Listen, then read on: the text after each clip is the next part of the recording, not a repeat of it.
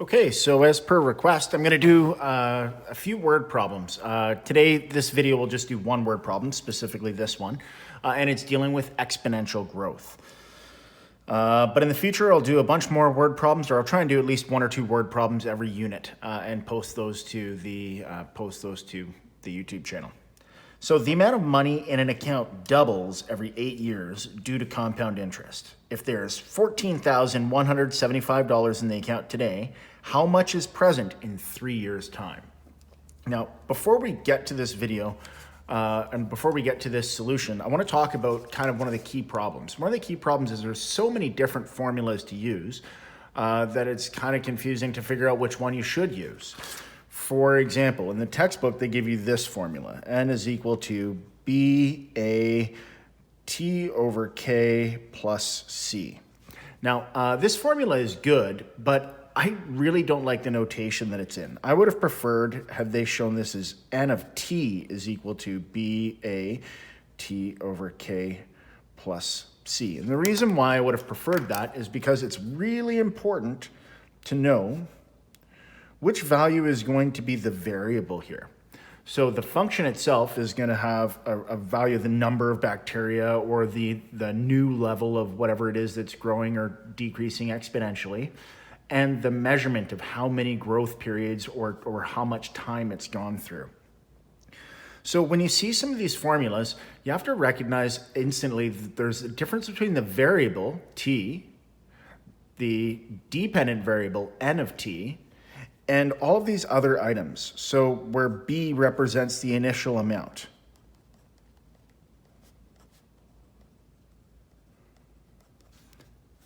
A represents your growth rate.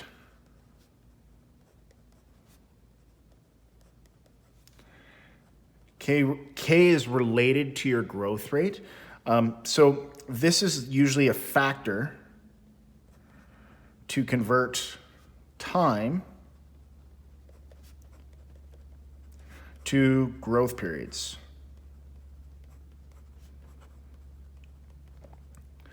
And other formulas that we see have a similar sort of factor as well too. And C, by the way, is added for if you're dealing with something like heating and cooling where it has some sort of background level. So C is your background level, meaning like if there's a baseline, like a room temperature or a baseline amount of noise or a lowest amount of money or whatever. So that usually represents a baseline. Often in problems, the C value is not there or not even required to be there because 0 is the baseline, or it starts from nothing, or it can go down to nothing. So now that we have seen one of these formulas, let's see a formula that and I will get back to this factor to convert time to growth periods in just a moment. But I want to take a look at another formula that the 8-year-old boy in me can't resist. So it's the final value equals the initial amount times the rate per period times the number of periods. So here T is the number of periods.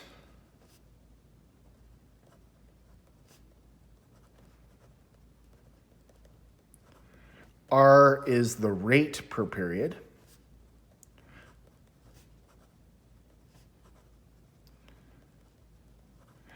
And F and A are as they are. Now, I don't normally write it out like this. I usually write it out like this. Again, for that same reason of being able to identify which variable it is that you're dealing with. Now, the difference between this formula and this formula is there's no conversion to convert time to growth periods. So if you were told, like after 6 minutes something doubles, how much is there in 8 hours? Well, this formula would take 8 hours in minutes and divide it by 6 to figure out how many periods. For this formula, you would have to do that division because you'd have to convert to number of periods before using it. So, I mean, I suppose we could further change this formula so that we would have some sort of conversion factor. And then now these are just looking to be exactly the same, except for this one says fart. but they are looking to be exactly the same formula. So hopefully starting with something simple like your compound interest formula, which would be future value equals present value times the rate times the amount of periods of growth, can help you lead to understanding where this formula and specifically where this conversion factor comes from. There is one more formula that is more often used, and that's because of Euler's number. So let's consider like the final value after some certain amount of time. Well, that's going to be equal to the initial value times e to the kt. And k is a parameter, e is your exponential number, 2.71, so Euler's number. A is your initial amount, and t is your time that you're measuring in. This formula has two variables, f of t being the dependent variable and t being the independent variable. Of course, if there was a baseline, we would still have that baseline over here. This formula is nice because later on in calculus, when you're trying to find rates of change, an expression that has a base of e is incredibly easy to find the rate of change for. So there's like three different formulas that are really all the same, and let's now use one of them to solve a word problem. So we're back to this particular word problem. We know that the amount doubles every 8 years. So that gives me information about my rate of growth, and it also gives me information about how long the period is. Suppose I want to use this formula here. So A is your growth rate, T is your conversion to your number of periods. So we're going to go ahead and we're going to write down the formula. This is N of T is equal to your amount times A, T over K, plus C.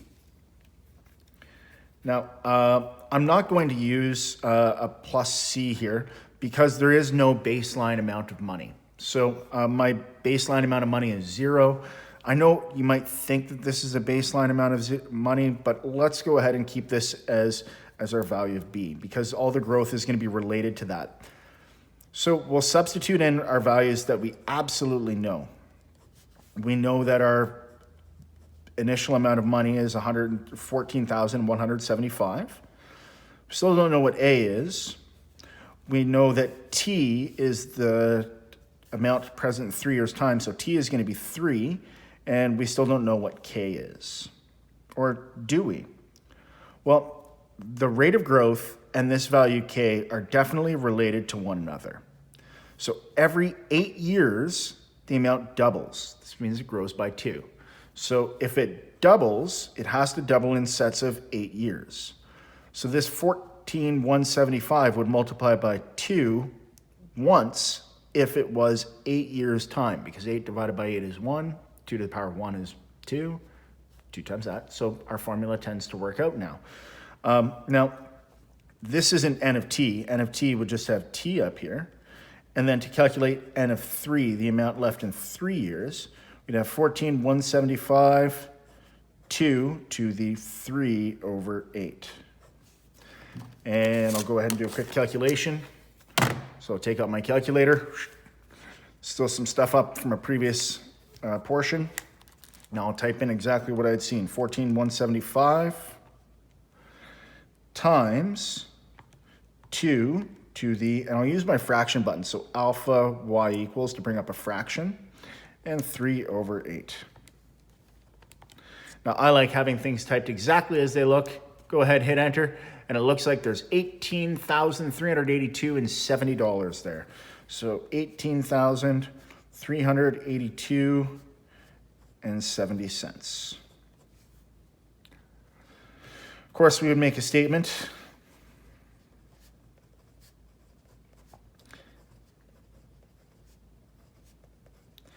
And let's just do a quick check to see if this is reasonable.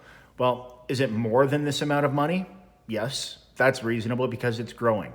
Is it double this amount of money? No, that's reasonable because we're not even close to 8 years in time.